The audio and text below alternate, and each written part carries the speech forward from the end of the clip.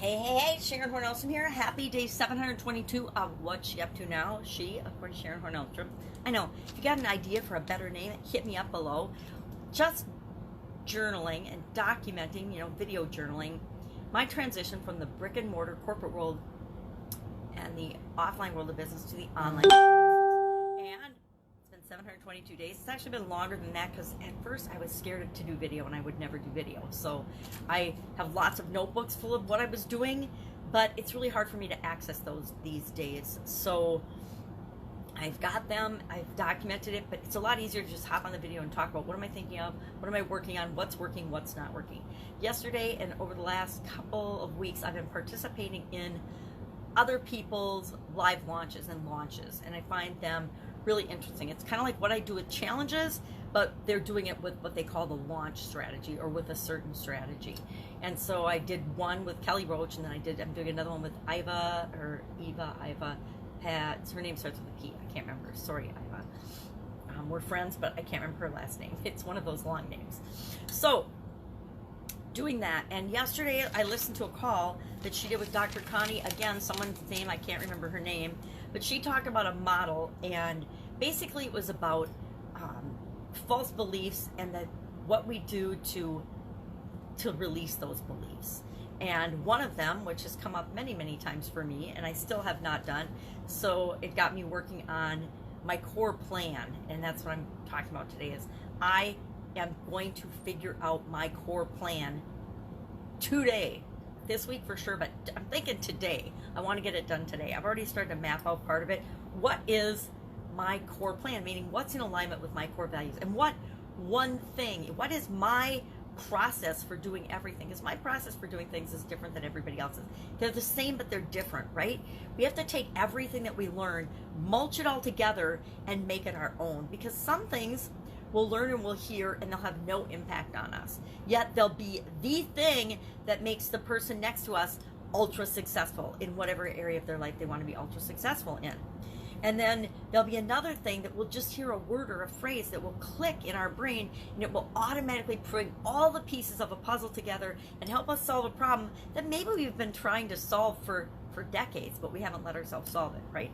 Anyway, she talked about, and she broke it down to 4, and she said 100% of the time, the block, the thing that's holding someone back is one thing, and once you figure out what that one thing is, it opens the floodgates and everything opens up so that you can be successful. And one of those things, of course, the first thing that she mentioned, she called it separation. And she said, you ask yourself the question, is there some false belief or some limiting belief or some lie I'm telling myself about the gap? I'm going to describe it my way. The gap between where I am now and where I want to be. Now, hello, people. Isn't there always a gap between where we are now and where we want to be? I might be thinking differently, but I think most of us want things. I want a new car. I want a new job. I want a new relationship. I want a new, I want to build a business that changes the world. Whatever it is, there's usually a gap between where we are when we start and where we want to be. So there's always that separation. Now, what do most of us do, or a lot of us do with that separation? We fill it with all kinds of things, all kinds of different things, lots and lots of different things, lots and lots of different interests. And what she said is the answer to this gap is not, it's intuitively fill it with as many things as possible and see what sticks. Throw the spaghetti against the wall and see what sticks. But that's just the opposite of what we should do. We need to narrow in and have a singular focus on what it is we're going to do. It reminds me of the one thing. Gary Keller, is it Gary Keller? I don't remember his name, who wrote the book, The One Thing. He worked at Keller Williams, I know. And he wrote the book, The One Thing. And it's become this movement and this phenomenon where instead of multitasking and trying to do a gazillion things all the time, we focus on the one main thing, the one big domino, Russell Brunson calls it, and I think he got that from someone else. But the one thing, I think Tim Ferriss, who got it from someone else, the one thing that if we do that, it'll make a huge difference. It will move us light years ahead, or a way ahead, or a bunch of steps ahead, instead of just one step ahead in the direction that we want to go. So my focus today is to get my core system defined. What are the pillars or the main steps of my core system? And it's really interesting because they've been the same for at least a couple of decades, right? The way I deal with things, the way I process things, my process for handling challenges has been the same for decades, right? Once I figured out what worked for me, I just would do that over and over and over again, and then just refine and tweak the process a little bit along the way. But for the most part, the process is the process. It's still the same. So why am I looking all the time for something else? It's kind of shiny object syndrome, where things get our attention and we keep looking at those, and then we keep trying and doing those, and then we wonder why we're not getting more momentum in the direction of what it is that we really want. You know, first we have to decide that what we really want, and then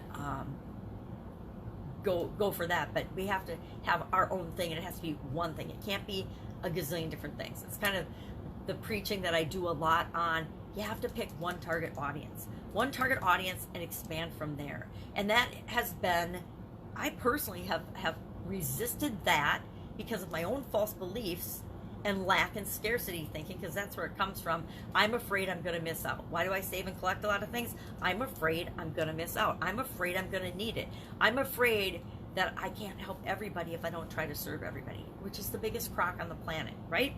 So I have picked my audience, and I don't know if it'll be the right audience for me or not. I like to think it will be, but I have to test it like anything else. I have to test and see if the audience can relate to me, if I can serve them in a way that feels good to them. If I can't, then I need a different audience. But here's the thing. My process, my core system is going to be the same no matter what. So it's now a matter of me taking my core system and finding who it's the perfect fit for, not summits and then seeing who summits are the perfect fit for. Trying, I want to say funnels, and then see who those are the perfect fit for. But a funnel is just a tool in our toolbox, right? In our arsenal of reaching the people that we're here to reach. Just like, you know, Facebook Lives are a tool to reach the people that we're here to reach. Any other social media is a tool to help us reach and attract the people that we want to reach to us. So, scared, but look for my core plan coming up. That's what I'm working on. I actually have mapped out a lot of it already, but I thought that was really interesting. Not everybody, but a lot of people in the circles that I run in are dealing with mindset issues and limiting belief issues head on. Now, guess what? That works for people that are open, entrepreneurs, people that are working on personal development, people that have a huge problem and they're like, I don't know what to do. I got to fix this. I got to figure it out. They're not usually saying there's something wrong with my thinking, my beliefs, my mind. I need you to fix my mind before anything else will fall in place. Now, that's a prime example of sell people what they want and then give them what they need to get the results that they want, right? Mindset's a tough sell, except for maybe 1 to 3% of the population even is open to mindset, spirituality, and other things. So those are hard sells. Not that we need to sell people. We need to attract people to what it is that we offer and the solutions we offer, not hard sell them. If you have to hard sell somebody, the opportunity is not right for them. If I have to hard sell somebody on my coaching or my consulting or my programs, it's not right for them. They are not ready, and they're not in a place where they're going to get success with anything that they do because they aren't ready yet. And part of my job is to share ways that they could be ready, but if they're not ready, they're not ready. And I don't want them before they're ready. It's too hard. It's too hard to push a noodle uphill, right? So I'm thinking about my core system today. And again, yellow pads. You know, when I get the yellow pads out, I'm serious. And I'm working on it. I'm actually planning out and drawing out things. And I still, even with my messed up vision, I still have to draw things out and map them out and then look at them with my magnifying glass and say, what did I say there? Okay. Or what did I draw there? And I'll get better at doing it on the big screen TV, on the big screen, but I'm just not there yet. So, did that. Doing challenges, of course. I like to say I'm not doing a challenge, but guess what? I'm to the point now where I am always doing at least one challenge. Right now we're doing the Do One Fun Thing Every Day challenge. It's going to be all year. So all year, if I try to say I'm not doing a challenge, I am fibbing, because I'm fibbing to myself, because I'm doing one every day. It's the first thing I do every single day, every day of the year. Is it hard sometimes? Absolutely, because sometimes I can't talk. Sometimes my voice is terrible. Sometimes I'm sick. I actually get sick sometimes. But we figure out a way to get it done. So I got a ton of commitments this week, so I'm going to cut it short and say goodbye. If I can help you in any way, shape, or form, hit me up. Be looking for a different way of me launching my challenges going forward in the next couple of weeks. And I think I'll probably announce it today, but I want to get my program together first. When my next live challenge will be. I'm always doing a challenge, but you know, most people aren't up in the morning when I can do my recordings. So I'm thinking for this next live challenge, I will do it at times when people are available. So I might have to change my schedule a little bit and do it in the evenings after my granddaughter's gone home, or yeah, I'm gonna have to do it in the evenings, I think. I'd like to do a lunchtime one. I'd love to do a lunchtime one, but I'm thinking she comes home right at that time from school, and so that might not work. Might have to do an evening one. So we'll see. Would love you to weigh in on that. Would you like to see lunchtime or evening? Because I can figure out how to make either one work. Just might have to bribe her and keep her quiet, or else you might see a little blonde head poking up every once in a while, because that's what happens on live videos. Between 3 dogs and a little 4-year-old, sometimes there's a lot of chaos going on around me. If I make my videos during the daytime hours now, when most people are working or available. Anyway, that's it. Have an amazing day. It's an awesome Monday where I am. So I will, of course, be with you tomorrow.